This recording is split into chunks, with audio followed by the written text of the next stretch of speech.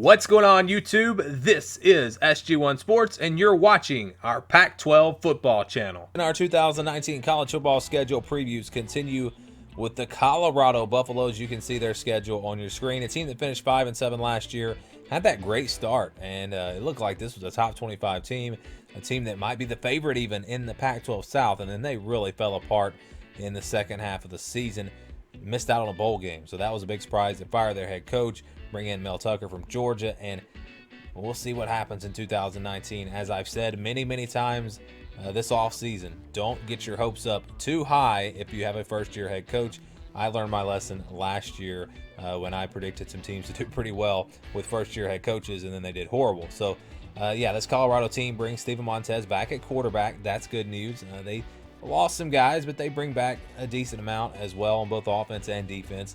Need to find a running back. They lost their top two rushers, but yeah, they've got enough talent, enough players on this roster to where they'll be a competitive team. I don't think they're going to go out and get blown out, but I do think wins are going to be hard to come by. I do think they'll be underdogs in most of these games. They open up, of course, with Colorado State. They've really owned that series as of late. Then they face Nebraska at home. Nebraska going to be looking in there for some revenge after Colorado went out there and beat them last year. Air Force is next, then Arizona State on the road, then Arizona at home, Oregon on the road, Washington State on the road as well. Tough back-to-back games there. And that Oregon game, I believe, is going to be on a Friday night. Then they have USC, a road game against UCLA, Stanford, a bye week before playing Washington, and then they close things out with Utah.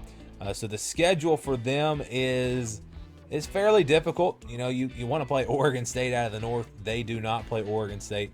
That's bad news. They do have to face Washington and Oregon and Washington State and Stanford. So actually they get the worst draw that they could have possibly gotten out of the Pac-12 North, in my opinion.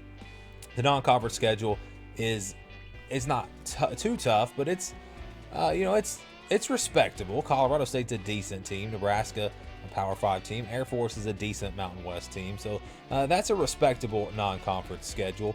But again, it's a schedule where they're going to be underdogs in most of their games. And if you've watched our videos, we always say, okay, this game is pretty much a guaranteed win, or this game is pretty much a guaranteed loss. And we go ahead and green that game or red that game. I don't see that being the case in any of these games for Colorado.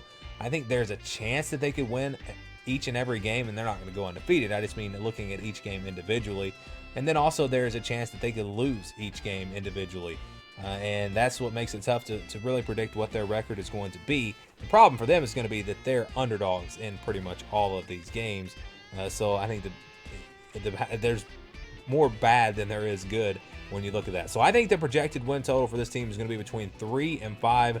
I think best case scenario, they beat Colorado State, they beat Air Force, and then maybe they beat Nebraska at home. Maybe they beat Arizona at home and get another game there in the Pac-12, get to 5 wins. I just don't see this team really getting to a bowl game in 2019. I think they might come close just like they did last year, but I don't see them getting over 5 wins. Worst case scenario, they beat Colorado State, Air Force, and then maybe wins another game. I think they at least get to 3 wins.